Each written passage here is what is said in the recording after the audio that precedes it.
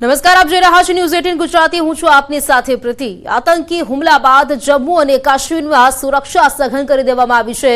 પહેલગામ હુમલા બાદ ભારતે કડક પગલાં લીધા છે. CCS બેઠકમાં 5 મોટા નિર્ણય લેવામાં આવ્યા છે. પહેલગામ હુમલા બાદ ભારત સરકારના કડક પગલાં. ત્યારે જમ્મુ કાશ્મીર સ્ટડી સેન્ટરના મેમ્બરનું નિવેદન. જમ્મુ કાશ્મીર સ્ટડી સેન્ટરના મેમ્બરે જે નિવેદન આપ્યું છે તેમણે જે પ્રકારે કહ્યું છે કે આ હુમલાને લઈને તેમણે જે પોતાની પ્રતિક્રિયા તેમણે આપી છે, નિવેદન તેમણે આપ્યું છે. આ જે મેમ્બર છે જમ્મુ એન્ડ કાશ્મીર સ્ટડી સેન્ટરના મેમ્બર તે અમારી સાથે જોડાયા છે અને તેઓ જે પ્રકારે કહી રહ્યા છે આ હુમલાને કહીને તેઓ કહી રહ્યા છે તે વિશે આપણે જાણકારી તેમની પાસેથી મેળવીશું. અમારી સાથે વાત કરીએ તો દેવાંગ આચાર્ય જે મેમ્બર છે જમ્મુ એન્ડ કાશ્મીર સ્ટડી સેન્ટરના, તેઓ મારી સાથે જોડાયા છે. તેમની સાથે હું વાતચીત કરીશ. સૌથી પહેલા તો આપનું ખૂબ ખૂબ સ્વાગત છે ન્યૂઝ 18 ગુજરાતીમાં. મારો પ્રથમ સવાલ આપને એ જ રહેશે કે જે પ્રકારની આ ઘટના બની છે, ખૂબ જ હૃદયદ્રાવક આ ઘટના છે. સમગ્ર ભારતભર હચમચી ગયું, વાત કરીએ તો દુનિયાભર હચમચી ગયું તેવી આ ઘટના છે. આપની પ્રથમ પ્રતિક્રિયા હું લેવા માંગીશ આ મામલે. બેન, આ ઘૃણાસ્પદ ઘટના છે અને આને સખત શબ્દોમાં બાય શબ્દો અને એક્શનથી વખોડી કાઢવી જરૂરી છે. તો જ પાકિસ્તાનને ખબર પડશે કે આ કાશ્મીરને લીધે ભારતને કેટલી તકલીફ પડે છે અને હવે ભવિષ્યમાં એને કેટલી તકલીફ પડશે. જી, એટલે આને નિંદનીય ઘટના છે. અત્યાર સુધી ટુરિસ્ટ ઉપર ક્યારે હુમલા થયા નથી. આ પેટર્ન તમે છેલ્લા 1.5 વર્ષમાં જોઈ શકો છો. જે બહારના આવેલા આતંકવાદીઓ છે એ પીક સિઝન વખતે આવી રીતે એટેક કરે છે અને આખી સિઝન ખરાબ કરવાનું કાર્ય એ લોકો કરી રહ્યા છે, જેથી કરીને હિન્દુ અને મુસ્લિમ વચ્ચે એક વૈમનસ્ય વધે, ટુરિસ્ટ ત્યાં ન જાય, અલગતાવાદી તાકાતોને ફરીખત બળ મળે, જેથી કરીને એ લોકો પોતાની દુકાન ચલાવી શકે. પાકિસ્તાનીઓ આ ગેમ આખી આ છે. જી દેવાંગભાઈ, આ મામલે આપે પણ ઘણી સ્ટડી કરી હશે. આપ અત્યાર સુધી આપે જે સ્ટડી કરી છે તેમાં સામે કારણો કયા કયા આવે છે?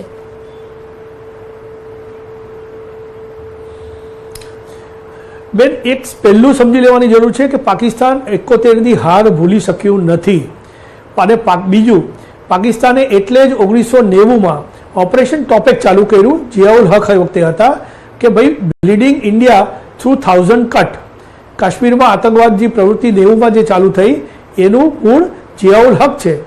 બીજું, પાકિસ્તાનને આપણે પણ આપણા પોલિટિકલ ક્લાસે 47થી લઈને હિન્દુ મુસલમાનના ચશ્માથી જોયું. એને કારણે આ કોકરું સતત ગૂંચવાયેલું રહ્યું અને એને કારણે અત્યારે આ પરિસ્થિતિ પર આવીને ઊભા છીએ આપણે. પાકિસ્તાનનું પોલિટિક્સ અને પાકિસ્તાનના પોલિટિકલ લોકોનો સર્વાઈવલ એ કાશ્મીરને સળગતું રાખે તો જ છે, બાકી પાકિસ્તાનમાં કશું જ નથી અત્યારે. અને આપણી પણ જે ભૂલ થઈ 47થી લઈને 2014 સુધી એ સહી કે આપણે કાશ્મીર એટલે શ્રીનગર, પહેલગામ, ગુલમર્ગ, સોનમર્ગ જોયું. ત્યાં બીજા મુસલમાનો પણ છે, જે તે બકરવાલ છે, પહાડી છે, ગુર્જર છે, શીના છે, બાલ્ટી છે. આ બધા મુસલમાનો છે. જુદી ટ્રાઇબ છે, ભાષા જુદી છે, કલ્ચર જુદી છે, એને એડ્રેસ ન કર્યું અને 370ની આડ હેઠળ ભારત સાથે થયેલો આ સૌથી મોટો ધોકો એ આ છે. જી બિલકુલ. દેવાંગભાઈ, અહીં એ પણ વાત કહી શકાય કે ક્યાંક જે હુમલો કરવામાં આવ્યો છે, આ વખતનો જે હુમલો છે જે પ્રવાસીઓ પર કરવામાં આવ્યો છે, જમ્મુ કાશ્મીરમાં જે લોકો ફરવા જતા હોય છે તેમની પર આ હુમલો કરવામાં આવ્યો છે, ક્યાંક ને ક્યાંક આવી ઘટના બાદ સાચુમાં જે અસર છે તે પ્રવાસીઓની સંખ્યા પર પણ પડી રહી છે. અને અત્યારે આપણે જોઈ પણ રહ્યા છે ઘણા પ્રવાસીઓ ત્યાં જવાનું રદ કરતા હોય છે. ઘણા લોકો વિચારશે પણ ખરા કે હવે આપણે જઈશું જ નહીં. ત્યાંના લોકોની રોજીરોટી પર પણ અસર કરશે અને સાથે જમ્મુ કાશ્મીરના જે લોકો છે, અહીંના જે લોકો છે, આ તમામ લોકોને તે અસર કરશે. આપનું શું કહેવું છે? બેન, આ જ ગેમ છે આતંકવાદીઓની. આ જ ગેમ છે દહેશતગર્દો જે છે, જે ભારતમાં કાશ્મીરને સળગતું રાખવાની જે ગેમ છે એ આ જ છે. આપણે ટુરિસ્ટ ઉપર એટેક થયો, ટુરિસ્ટ લોકો કેન્સલ કરે, સિઝન ખરાબ થાય એમ, અને એ વખતે આજે આતંકવાદી ઘટના બને છે એનું સર્ચ ઓપરેશન થાય, એને લીધે ત્યાંના સ્થાનિક મુસલમાનોમાં પણ કંઈક ને કંઈક પ્રશ્નાર્થ ચિહ્નો ઊભા થાય, કર્ફ્યુ લાગે, પથ્થરમારો ફરી વખત શરૂ કરવો અને એને કારણે ફરી વખત અલગતાવાદ વધે ત્યાં જે સાવ નાબૂદ થઈ ગયો છે એ છે. બીજું, અત્યારે જે એટેક થઈ રહ્યો છે એનું કારણ બીજું પણ છે. છેલ્લા 2 વર્ષમાં આપણા ટુરિસ્ટો ઇન્ટિરિયર્સ એટલે જે એવા એરિયા જે હતા જ્યાં ક્યારેય જતા નહોતા, જેવી રીતે દૂધપથરી, ગુરેઝ, ભદરવા, આ બધી જગ્યાએ આ લોકો જતા થઈ ગયા છે. પટ્ટી ટોપ આપણે ત્યાં પહેલાં કેવું હતું, સર્કિટ શું હતી, વૈષ્ણોદેવી પટ્ટી ટોપ. હવે વૈષ્ણોદેવી જાય તો નથા ટોપ પર જશે, ભદરવા પર જશે, જમ્મુ રિજનની અંદર. કાશ્મીર જશે તો વિચારશે દૂધપથરી જવું, તોશ મેદાન જવું, ગુરેઝ જવું, આવી રીતે જવા માંડ્યા. હવે જેમ જેમ ઇન્ટિરિયરમાં જાય છે અને ઇન્ટિરિયરમાં ત્યાં શીના, બાલ્ટી, ગુર્જર, પહાડી લોકો છે, એ લોકોને રોજગારી મળે છે. એ લોકોને થાય છે કે આ પહેલી વાર એવું થઈ રહ્યું છે કે વિકાસના ફળ એમના સુધી પહોંચી રહ્યા છે.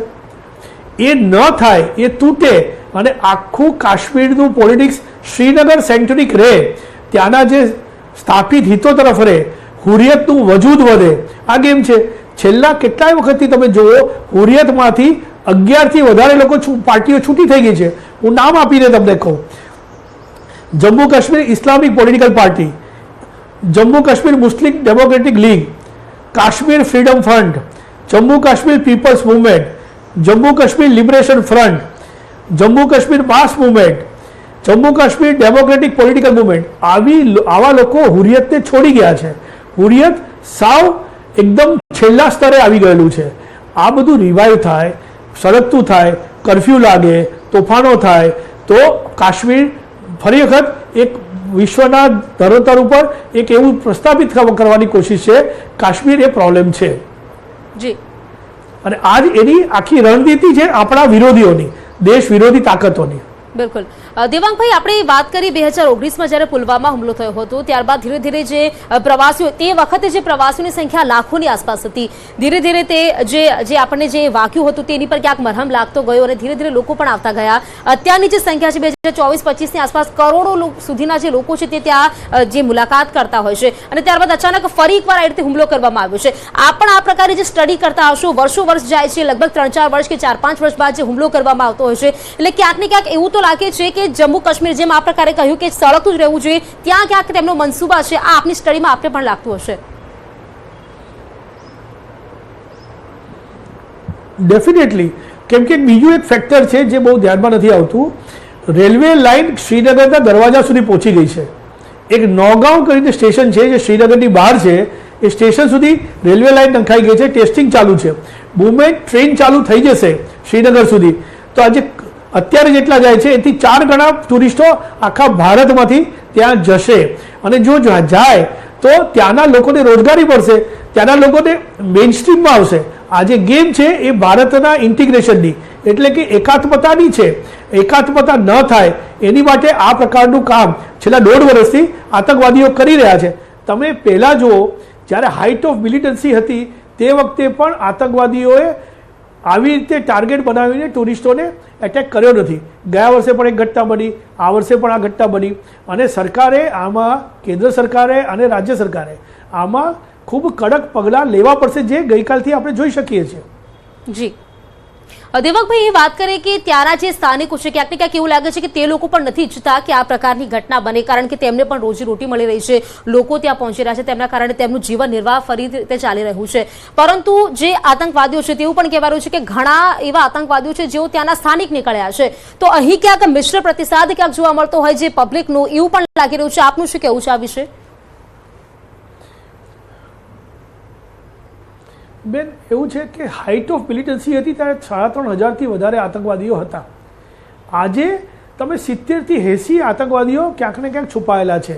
એમાં પણ અફઘાનિસ્તાનનું જે ઘટનાઓ બની, અફઘાનિસ્તાનમાં તાલિબાનની સરકાર આવ્યા પછી જે આતંકવાદીઓ, પાકિસ્તાન ટ્રેન્ડ આતંકવાદીઓ ત્યાં હતા, તે પાકિસ્તાનમાં આવ્યા અને એમાંથી બધાને અહીંયા મોકલવામાં આવ્યા છે. હાર્ડકોર ટેરરિસ્ટ છે એમનું. અને એ લોકો આતંક ફેલાવી રહ્યા છે. સ્થાનિક લોકોનો સપોર્ટ ન હોય તો બેન 3,000ની સંખ્યાના આતંકવાદીઓ આજે 100થી ઓછા થઈ જાય એ કેવી રીતે પોસિબલ છે? ગામડાઓ સુધી અત્યારે હોમસ્ટેસ ચાલુ થઈ ગયા છે. તો જે રીતે હિન્દુ સર્કિટ, મંદિરોની સર્કિટ ચાલુ થઈ ગઈ છે, ત્યાં પંડિતો પાછા જવાનું ચાલુ થઈ ગયું છે. સાથે સાથે જે મંદિરો જૂના છે, જે ખીર ભવાની મંદિર છે, આ બધા જે મંદિરો છે ત્યાં હર વર્ષે યાત્રા, આપણે જે રીતે મેળો ગુજરાતમાં લાગે, અંબાજીનો મેળો ને એવો ત્યાં મેળો લાગવાનું ચાલુ થઈ ગયું છે. આ ભારતની સાથેના જોડાણની પ્રક્રિયા છે. આ પ્રક્રિયા ક્યાંક તૂટે એ જોવામાં જોઈ છે. ત્યારે બેન દીકરીઓ અત્યારે ભણવા જઈ શકે છે, રાતે 11 વાગ્યા સુધી લાલ ચોક ઉપર આઈસ્ક્રીમ ખાવા લોકો જઈ શકતા હતા. ટુરિસ્ટ અને ત્યાંના સ્થાનિકો એ લોકો જોઈ શકે છે કે શાંતિનું વાતાવરણ કેવું હોય. એ 5 ઓગસ્ટ 2019 પછી જોવે છે અને એ ન રહે એની માટેનું આખું અને સ્થાનિકમાં થોડાક તો બેન આખા સમાજ છે, સમાજમાં અમુક લોકો તો એવા મળવાના જ જે રાષ્ટ્ર વિરોધી હોય કે રેડિકલ્સ હોય અને એમને ભ્રમમાં નાખવાનું કામ આ લોકો કરી રહ્યા છે. બિલકુલ. તો જે પ્રકારે અહીં વાત કરીએ, આ હુમલા જે થતા ગયા ત્યારબાદ એર સ્ટ્રાઇક થઈ છે, આપણે પણ જઈએ છીએ, સર્જિકલ સ્ટ્રાઇક થઈ છે. અત્યારની વાત કરીએ તો આજે હુમલા બાદ જે 5 મોટા નિર્ણયો લેવામાં આવ્યા છે, આપના મતે આપ આ નિર્ણયોને કઈ રીતે જોઈ રહ્યા છો?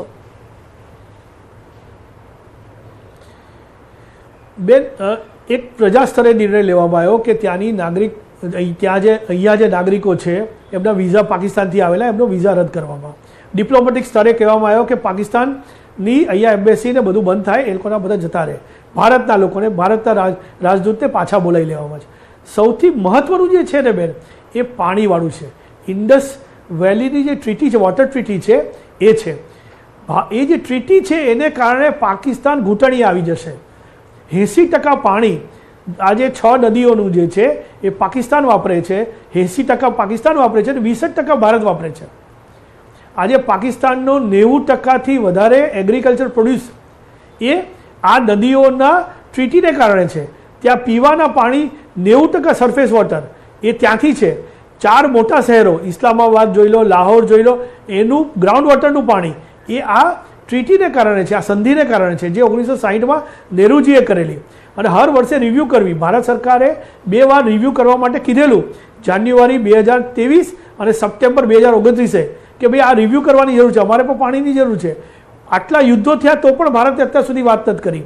આ જો થશે તો ત્યાં પીવાના પાણીની તકલીફ, એગ્રીકલ્ચરના પાણીની તકલીફ અને ગ્રાઉન્ડ વોટરની પાણીની તકલીફ, ઇન્ડસ્ટ્રીઝને પાણીની તકલીફ, આ બધું જ થઈ જશે. પાકિસ્તાન ઓલરેડી એક ખરાબ સ્થિતિમાં ઇકોનોમિકલી છે જ એના પાપે, અને એ હવે પાકિસ્તાનના ટુકડા કરીને જ આનો નિવેડો છે. આ એનું પહેલું સ્ટેપ છે. જો આપને યાદ હોય તો પુલવામા ઘટના વખતે માનનીય પ્રધાનમંત્રીએ કીધું હતું કે લોહી અને પાણી સાથે સાથે ન હોઈ શકે. અનફોર્ચ્યુનેટલી એ વખતે આ સ્ટેપ ન લેવાયું, પણ જે એમના મનમાં હતું એ હમણાં કરી બતાવ્યું કે તાત્કાલિક ધોરણથી આ પાણી આપવાનું બંધ કરો. પાણી બંધ થશે, ગ્લેશિયર્સ બધા આપણી પાસે છે, પાણીનો સોર્સ આપણી પાસે છે, તો પાકિસ્તાન શું કરશે? ચોક્કસ એવું લાગે છે કે આ પાણી જો અટકશે તો પાકિસ્તાન ચોક્કસથી તરસે તો મરવાનું છે.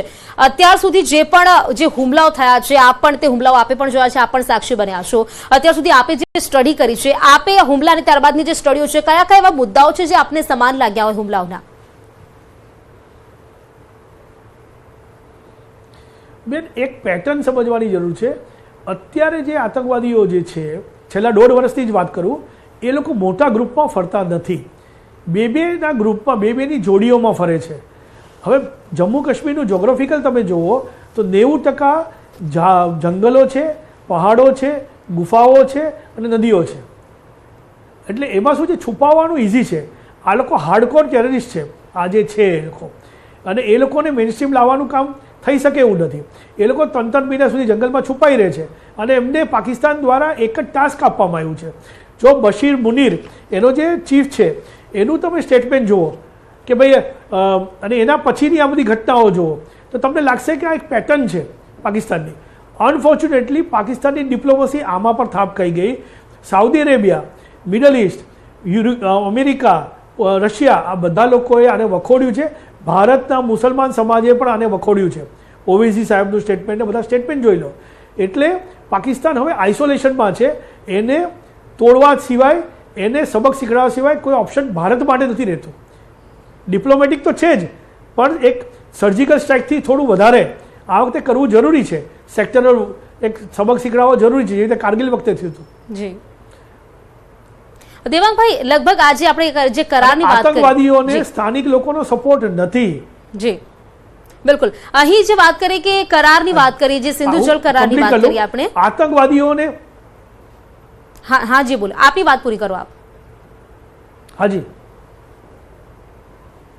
હા, સ્થાનિક લોકોનો સપોર્ટ એ એકદમ મિનિસ્ક્યુલ કોઈક જગ્યાએ હોઈ શકે છે, કેમ કે એના વગર શક્ય નથી, એક સમજી લેવાની જરૂર છે. પણ જે 90ના દશકામાં જે ઘટનાઓ બની તે વખતે મુસલમાનોનો સપોર્ટ, ત્યાંના સ્થાનિક શ્રીનગરના લોકોનો જે સપોર્ટ હતો, ત્યાંના જે લોકોનો સપોર્ટ હતો એવો સપોર્ટ નથી. એનું કારણ કહું, અત્યારે ઇન્ટિરિયર્સમાં આતંકવાદી છુપાયા છે. આપણે જોવો છો કે હર 10 દિવસે એકાદ ઘટના બને છે. ત્યાંના ગામડાઓ કેવા છે, 10 ઘર 12 ઘરના ગામડાઓ છે. આતંકવાદી જંગલમાંથી ઉતરીને પાણી માટે, ખોરાક માટે જ્યારે આવે ત્યારે ત્યાંના સ્થાનિક લોકો ત્યાંના જે કે પોલીસને ઇન્ફોર્મ કરતા હોય છે કે આવી રીતે આવેલા છે, તમે કંઈક એક્શન કરો. અને એ લોકો જ્યાં સુધી પોલીસને, પેરામિલિટરી ફોર્સિસ ના આવે ત્યાં સુધી એ લોકો રોકાયેલા રહ્યા છે. બેન, જો ત્યાંના સ્થાનિક લોકોનો સપોર્ટ હોત તો પંચાયતી રાજ ઇલેક્શન જે થયા, જે ઘણા વખત પછી થયા, વિધાનસભાનું ઇલેક્શન થયું, શાંતિપૂર્ણ રીતે થયું ન હોત. આ સૌથી પહેલું પોલિટિકલ આપણે એંગલથી જોઈએ. તેના લોકોને પણ મેઇન સ્ટ્રીમમાં જોડાવવું છે. અત્યારે જે ભારતમાં ગ્રોથ થઈ રહ્યો છે, ગ્રોથ ફેનોમેના છે, વિશ્વ ભારતમાં આવી રહ્યું છે, એનો ભાગ બનવો છે. 1 લાખ 1.5 લાખ જેટલું કરોડનું ઇન્વેસ્ટમેન્ટ ડિસેમ્બરમાં એ લોકોનું જે આપણે ત્યાં વાઇબ્રન્ટ થાય છે એવું ત્યાં થયું, ત્યાં કમિટેડ છે. એટલે ત્યાંના લોકો મિનિસ્ક્યુલ સપોર્ટ હોઈ શકે છે અમુક લોકોનો, અને એ પણ ધીમે ધીમે એલિમિનેટ થશે. કેમ કે જે એવા લોકો છે ત્યાં, ગ્રાઉન્ડનો રિપોર્ટ કહું તો, કે જેનું અત્યાર સુધી એક પ્રકારની જાગીર ચાલતી હતી ત્યાંના લોકો ઉપર, ત્યાંની જમીનો ઉપર, ત્યાંની હોટલ ઇન્ડસ્ટ્રીઓ ઉપર. આ બધા મોનોપોલી જે કરીને બેઠા હતા એ સ્થાનિક લોકોને કંઈ લાભ નહોતો પડતો. સ્થાનિક તબકો તો ગરીબ જ હતો, બાકીનો જે એક ખૂબ મોટો તબકો જે હતો. જી બિલકુલ. દેવાંગભાઈ, આપનો ખૂબ ખૂબ આભાર. આપ અમારી સાથે જોડાયા છો ને આપે જે અમારી સાથે વાતચીત કરી છે તે માટે આપનો ખૂબ ખૂબ આભાર. તો આતંકીઓએ માથાના ભાગે ટોપી કેમેરા ગોઠવ્યા હતા. પહલગામ આતંકી હુમલામાં મૃતકના પુત્રનું મોટું નિવેદન સામે આવ્યું છે. સુરતના મૃતક શૈલેષ કળથિયાના પુત્રનું આ નિવેદન છે. શૈલેષ કળથિયાના પુત્ર નક્ષે તેની આપવીતી જણાવી છે. રસ્તો ખરાબ હોવાથી ઘોડે સવાર તેઓ થઈ ગયા હતા. આતંકીઓ પૈકી એકની દાઢી બહુ મોટી હતી. તમામના માથાના ભાગે ટોપી અને કેમેરા હતા. હિન્દુ મુસ્લિમ અલગ થઈ જાઓ તેમ કહ્યું હતું. જે બાદ હિન્દુઓને ગોળી મારવામાં આવી હતી. જે બાદ અમે દોડીને નીચે ભાગી આવ્યા હતા. આ જે નિવેદન છે મૃતકના પુત્રએ આપ્યું છે. શૈલેષ કળથિયાના પુત્ર નક્ષે તેની જે આપવીતી છે તે જણાવી છે. તેણે જણાવ્યું છે કે તે તમામ જે લોકો છે, જે આતંકવાદીઓ છે, તે માથાના ભાગે ટોપી પહેરીને આવ્યા હતા અને ટોપીમાં તેમના કેમેરા લાગ્યા હતા. હિન્દુ મુસ્લિમ અલગ થઈ જાઓ તેવું તે લોકો કહી રહ્યા હતા. તેમના માથાના ભાગે ટોપી અને કેમેરા લાગેલા હતા અને સતત તેઓ બોલી રહ્યા હતા કે હિન્દુ અને મુસ્લિમ અલગ થઈ જાઓ. જે બાદ તેમણે હિન્દુઓને ગોળી મારી છે. તેમના જે પુત્ર છે નક્ષ, તેણે આ આપવીતી જણાવી છે. આતંકીઓ માથાના ભાગે કેમેરા ગોઠવીને આવ્યા હતા અને ત્યાં કાદવ કીચડ હોવાથી, રસ્તો ખરાબ હોવાથી તેઓ ઘોડા પર સવાર થઈ નીકળી ગયા હતા. जैसे पहुंचे ना, हमें भूख लगी थी तो हम खाना खाने के लिए गए. अचानक से वो कुछ गोलियों की आवाज आई, हम सब भागे. लोगों नहीं आवतो इतने टाइम में वो टेररिस्ट लोग हमारे सामने आ गए और वो बोले मुसलमान अलग हो जाओ और हिंदू अलग हो जाओ. और हिंदुओं को सारे गोली मारी, जेंट्स को लगा. और बाद में वो कहीं गायब हो गए और हम भाग के नीचे आ गए. उतर के पूरा पहाड़. दाढ़ी बहुत बड़ी थी, वो सर पर वो टोपी पहनी थी और कैमरा भी था ऊपर. क्या बोल रहे थे वो लोग, क्या बात कर रहे थे बेटा, क्या बता रहे थे? वो तो नहीं बता. वो बोला बस मुसलमान अलग हो जाओ और हिंदू अलग हो जाओ. हिंदू को गोली मार के भाग गए. पापा कहाँ घूम रहे थे तब? पापा कहाँ घूम रहे थे तब? घूमने उधर ही थे. चलो भाई हो गया. સમાચારોમાં સમય થયો છે બ્રેકનો. રોકાઈશું એક બ્રેક માટે.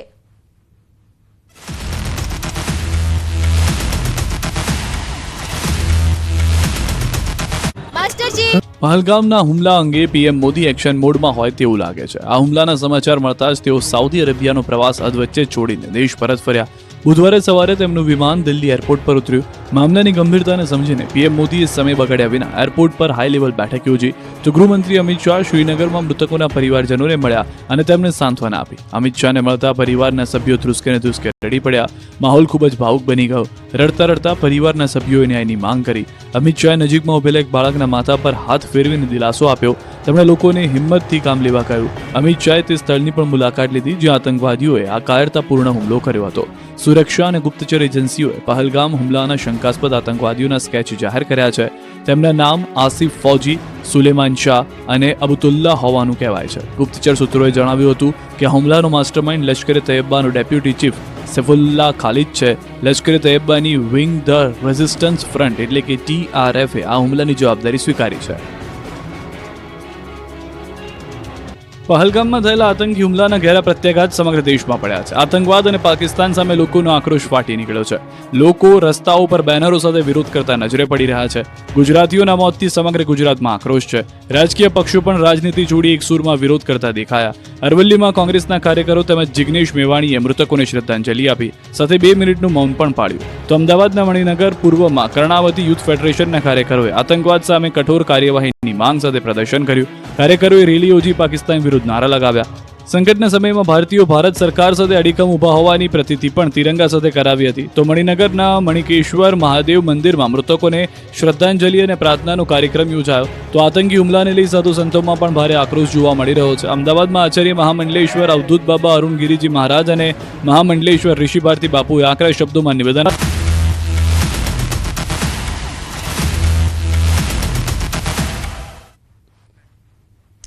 બ્રેક બાદ ફરી આપનું સ્વાગત છે. વાત કરીએ સુરતના જે એક વ્યક્તિ છે તેમનું મોત થયું હતું. પહલગામમાં જે હુમલો થયો હતો ત્યારબાદ તેમની જે અંતિમ વિધિ છે તે કરવામાં આવી છે. પરિવારજનોનું હૈયાફાટ રુદન જોવા મળી રહ્યું છે. જમ્મુ કાશ્મીરના પહલગામમાં થયેલા આતંકી હુમલામાં મૃત્યુ પામેલ 3 ગુજરાતીના આજે અંતિમ સંસ્કાર કરવામાં આવ્યા છે. જે પ્રકારે આખી ઘટના છે, ઘટનાને કઈ રીતે જોઈ રહ્યા છો તમે? સમગ્ર ઘટનાને અત્યારે સમગ્ર ભારતની અંદર ધૃણાસ્પદ રીતે લોકો ધુતકારી રહ્યા છે.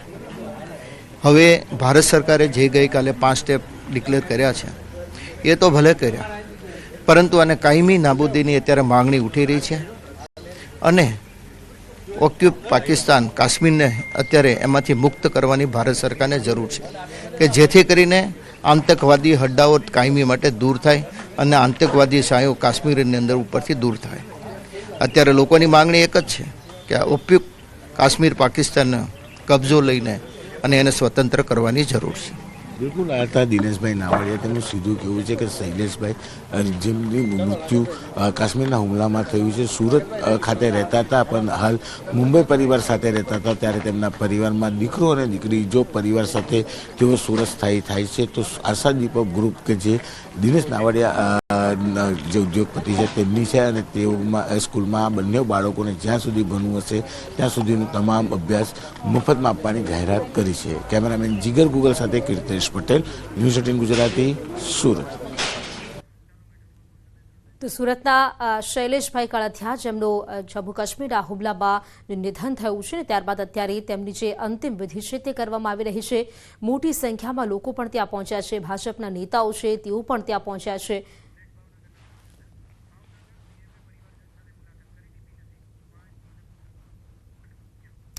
તો આ તરફ વાત કરીએ, ભાવનગરના પિતા પુત્રના મોત થયા હતા. પહલગામ હુમલામાં ભાવનગરના 2 લોકોના મોત થયા હતા, જેમની સાથે તેમના જે પરિવારજનો છે તેમની સાથે મુખ્યમંત્રી ભૂપેન્દ્ર પટેલે મુલાકાત કરી હતી. આ પરિવારજનો સાથે મળી તેમને સાંત્વના પાઠવી હતી. પરિવાર પર જે દુઃખનો પહાડ આવી પડ્યો છે ત્યારે પરિવારજનો છે તેમને સાંત્વના આપવા માટે મુખ્યમંત્રી ભૂપેન્દ્ર પટેલે તેઓ પણ ભાવનગર ખાતે પહોંચ્યા હતા. ભાજપના તમામ જે નેતાઓ છે કેટલાક તેઓ પણ ત્યાં પહોંચ્યા હતા અને પરિવારજનોની સાંત્વના તેઓ પાઠવી રહ્યા છે.